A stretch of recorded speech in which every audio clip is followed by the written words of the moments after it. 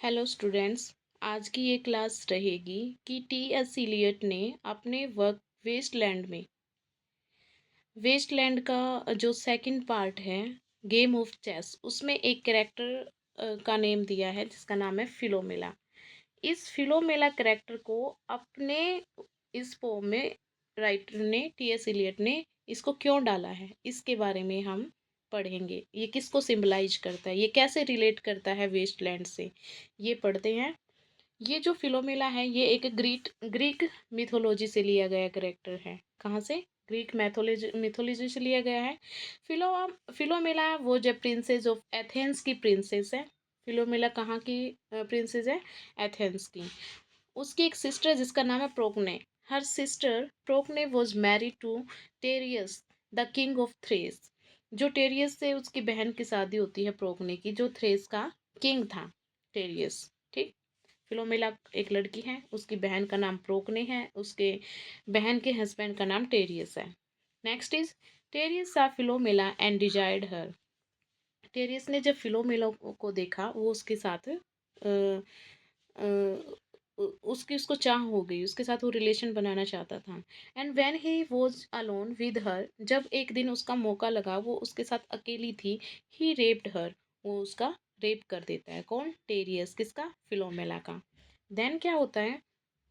To prevent her from telling her sister और anyone else the truth, he cut out her tongue. वो क्या करता है उसका रेप करने के बाद?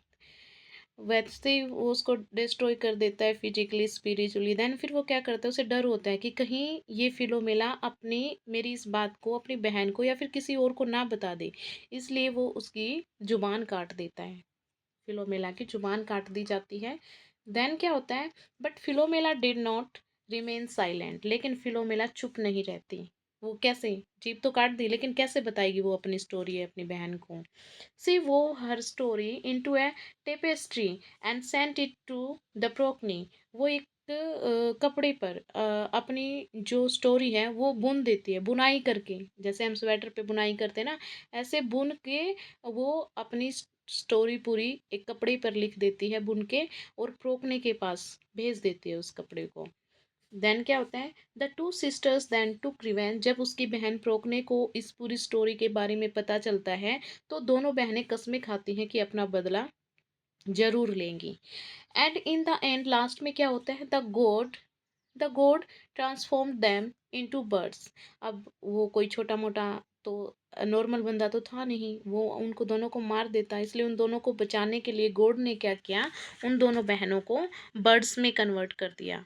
फिलोमिला बिकेम नाइटिंगेल। जो फिलोमिला है वो कौन सा पक्षी बन जाती है? Nightingale.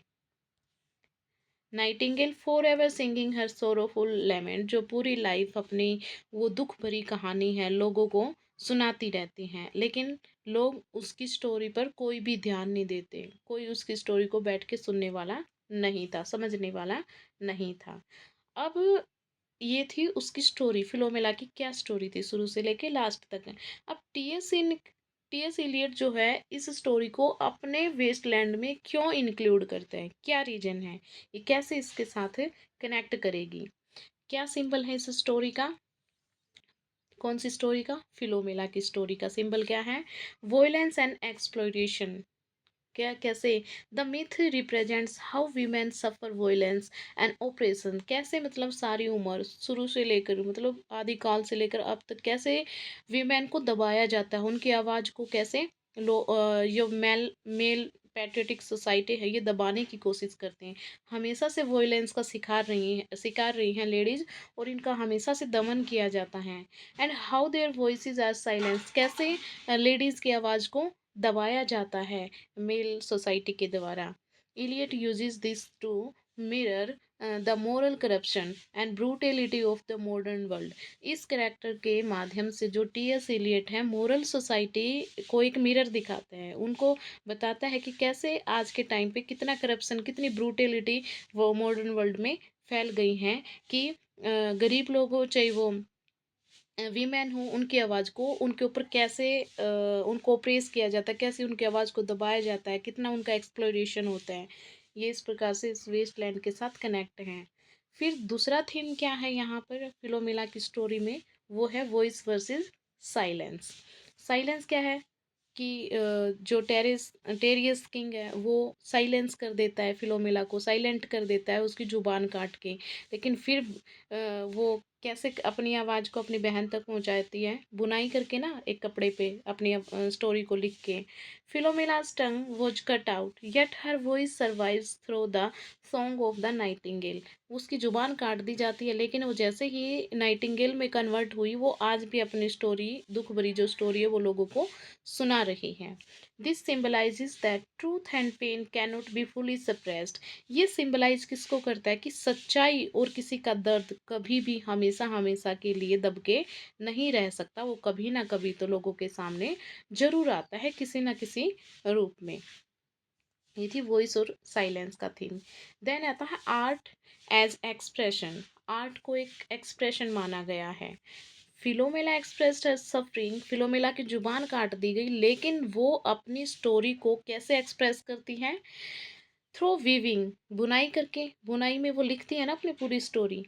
For Eliot this shows how art poetry myth song becomes a medium to preserve human pain and memory. इस जो ये आर्ट है उसमें क्या आर्ट थी फिलोमेला में? वीव करने की, बुनाई करने की। ये इस कला को वो जोड़ता है टी.एस. इलियट अपने वेस्टलैंड के साथ। ये क्या शो करती है कि जो आर्ट है, आर्ट में क्या क्या आती है? पोइट्री, मिथ है, सॉन्ग, किसी भी तरह की कोई भी आर्ट है, ये becomes a medium to preserve human pain. ये मतलब इनमें इतनी पावर होती है, ये मीडियम बन जाती है ह्यूमन पेन को और उनकी मेमोरी को लोगों तक पहुंचाने का। फिर है फोर्थ नंबर का सिंबल, इसमें क्या देखने को मिल रहा है हमें? Modern irony. Modern irony. Eliot's writes, Eliot last में लिखता है ना उस फिलोमेला की स्टोरी में, जुग जुग to dirty years.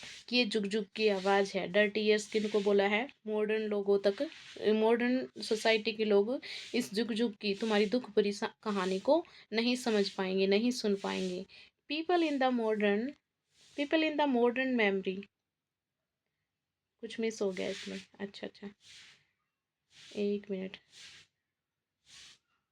Modern world here the nightingales cry.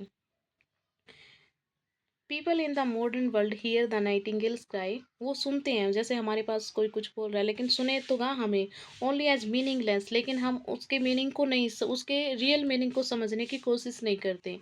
Note as a voice of suffering. हमें नहीं पता चलता कि ये जो आवाज़ है ये दुख भरी है या खुशी की है। लोग उसको सुनने की ट्राई नहीं करते। लोग अपने आप में इतने बिजी हैं कि दूसरों को उनसे कोई लेना देना नहीं है।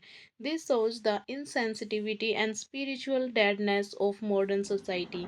ये क्या शो करता है कि मॉडर्न सोसाइटी के लोग हैं वो डेड हो चुके हैं। डेड हो चुके हैं मतलब उनको किसी की भावनाओं से, किसी की संवेदनाओं से कोई लेना देना नहीं है। मॉडर्न सोसाइटी के लोग असंवेदनशील बन चुके हैं।